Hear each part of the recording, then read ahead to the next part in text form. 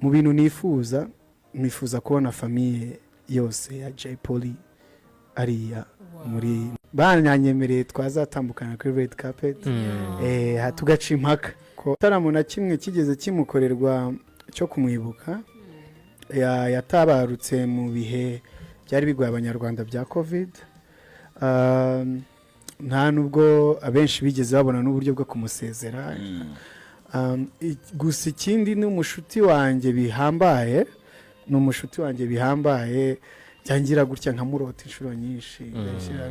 mera nkuri kuganira nawe kabisa mba numva nifuza yuko abana legacy yazagwa kuko njyewe mpamya neza ko mu bahanzi narebesheje amaso yanjye